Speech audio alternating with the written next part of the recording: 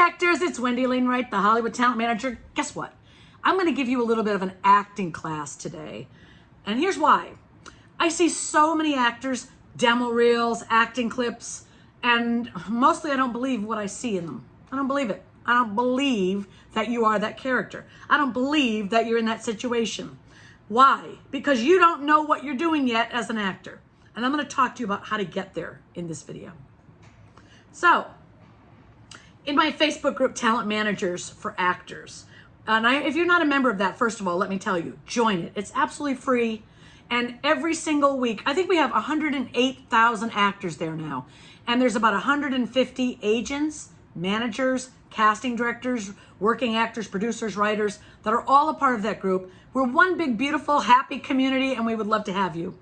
And if you're already a member, you know that every Monday, we have something called Monologue Monday, which means you can present a brand new monologue every single week of the year. That's 52. Maybe you've done it once or twice. Maybe you do it every single week. The more you do it, the more experience you get breaking down scenes and putting out a new character, putting out a new set of circumstances, emotions, attitudes. And the more you work that acting muscle, right? But also, people in the industry are getting familiar with your work. They're watching you every week. They're starting to get familiar with your face. They start to see who's good and who's not good. And agents and managers are paying attention. A lot of actors get signed at the TMFA. It's called the TMFA, Talent Managers for Actors. A lot of actors get signed there because they're showing their work in public and everybody's watching. So if you're really good, or you're learning to be really good, or you have some really good monologues, put them up. But the reason why I'm bringing you this video today is I watch them. And a lot of the times I'm not impressed. I see overacting. And not just there, okay? When people submit to me, they want me to represent them. Well, I'm not managing actors a lot right now, okay? Because I'm really busy teaching, coaching, running the YouTube channel, running my Hollywood Winner's Circle Academy. But people still submit to me. I look at those clips and I'm not that impressed. If I was, I would just forward it to some other managers I know and say, hey, this client might be right for you. That's the beauty of being a manager. You can refer them to other agents, other managers, if it's not for you. I don't refer most people because their stuff is shit. Oh, that's not Wendy. That's not nice. It's just realistic. This video is to try to help you do better work. You might have been in a ton of acting classes. You might even have an MFA, Masters of Fine Arts, from some kind of college like Juilliard or Yale Drama School, and you still might not be able to act. Your acting has to be believable, okay? If it's not believable, nobody will give a shit. Nobody's going to the movie theater to pay $20 nowadays to watch bad acting, okay? I'm surely not. So what's the difference between good acting and bad acting? Let me give you some information about that, okay? I'm so silly. Good acting is when we believe that you are really in that circumstance and that thing you're upset about or happening to you is really happening to you. That's it. Okay, but how do I get there, Wendy? How do I do that? You have to bring yourself to the role. Well, what do you mean by that? Well, what I mean is, inside of you are emotions. You have fears, you have anger, hatred, love. You have all kinds of emotions. And you have to be able to tap into your emotions and bring it right up. Now, I want to tell you, fix my hairs. One of the things that causes you to tap into an emotion are thoughts. That's it. Thoughts are so easy. That's like when you think about something, you get emotional. Try it sometimes. And here's how. Think about the thing that upsets you most, some of the things that really upset you, okay? For example, for me, I'm getting upset and I haven't even talked about it yet. If someone puts a cigarette out in the eye of a dog, we got a problem. We got a problem. When I even think about it, I get upset. It's not because I'm trying to force myself to be upset. It's because that genuinely upsets me, right? And if I'm genuinely upset by a situation, you don't know what's causing me to be upset. I can say the line, why are you doing this to us? And I'm thinking in my mind about someone putting a cigarette out in a dog's eye. And I'm upset about that. And I want to know why you're doing this to us. Right? The line is just the line. You have to find what makes you upset, what makes you angry. Another one that makes me upset is when I think of my dad not being here on this planet anymore.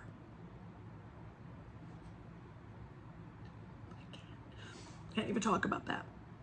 All right. So let's say I'm in a scene and I'm having a conversation with you and I'm wondering why you're doing this. I thought we were happy. Why would you? Now, see, I can snap right out, snap back in. It depends on what I'm thinking about.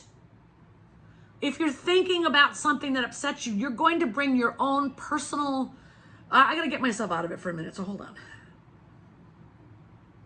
Does I get upset by my daddy?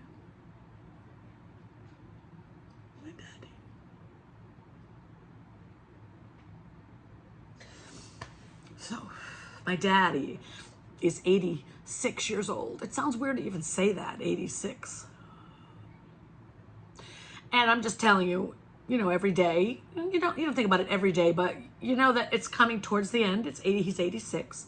And you wonder when you're going to get that call. My brother calling, or my dad's wife calling to say, he's gone. And many of you who are watching this, it's already happened to you. And I'm sorry that happened to you. And it happens to us, right? If we live longer than they do, it happens. So I'm fortunate to have both parents still, but not everybody is. But that also means that I've had them a long, long time.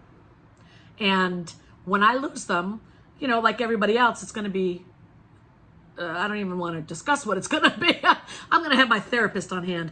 But my point is, you have to look inside yourself and find what really upsets you. Now, I can think about what really makes me happy. And you start to light up inside. And even when you're joyful, you might start to cry. But you know what really makes me happy? When I see people helping other people.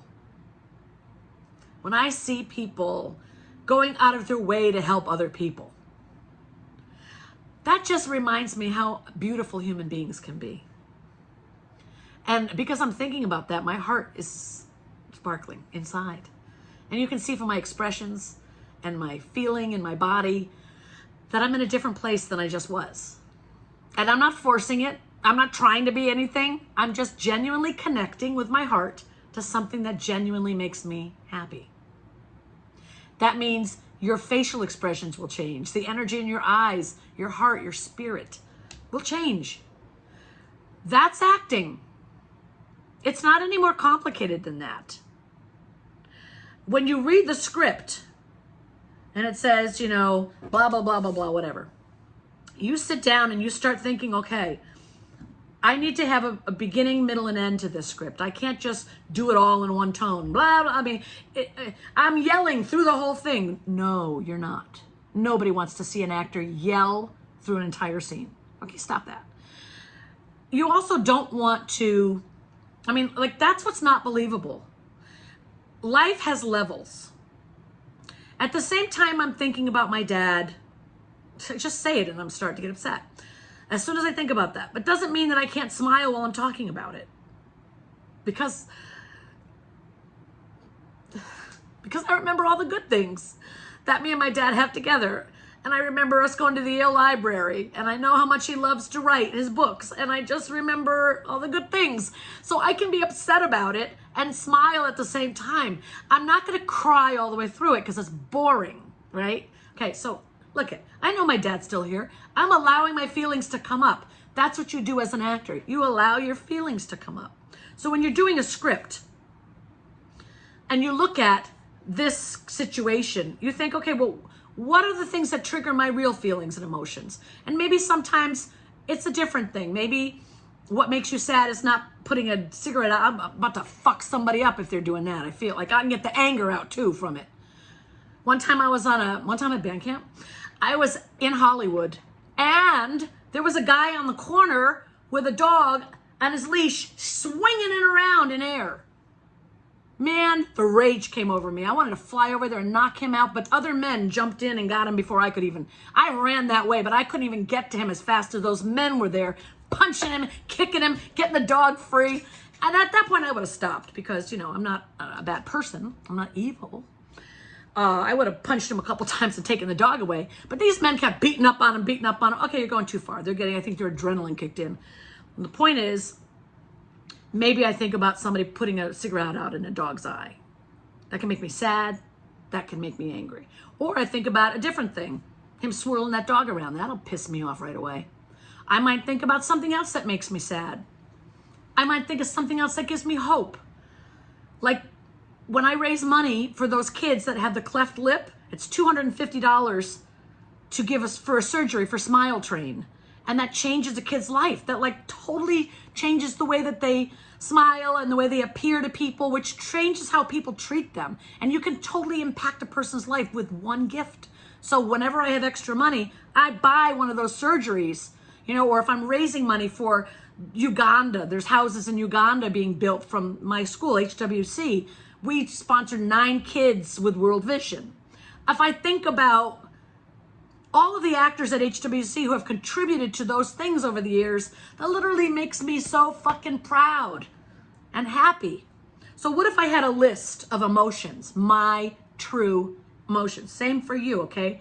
It's called doing your homework. How do you do your homework on a scene? First, you do your homework about who you are as a person in life, okay? Get a piece of paper and write down an emotional journal. What makes you mad in this world? I can write a lot of things down. Okay, politics is one of them. Nobody ever fucking solves anything. That's another story. What makes me sad?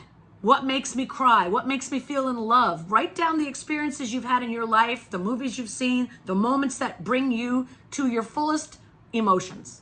And then when you're working on a scene, choose from those. Choose those thoughts. It'll bring you right to your most authentic self, which means your work will be authentic. We're hearing you say the words of the script that someone else wrote, but we're watching you have genuine emotions. And our imagination blends those together. Oh, she must be having that emotion crying because of this thing in the scene. No, not necessarily. I might be thinking about a whale that beached somewhere, but the audience doesn't know the difference. You don't know what the actor's thinking. But I promise you, if the actor is not thinking thoughts that bring their own emotions up, we'll never believe it. Because, hear me when I say this, kids, if you don't feel it, your audience will never feel it.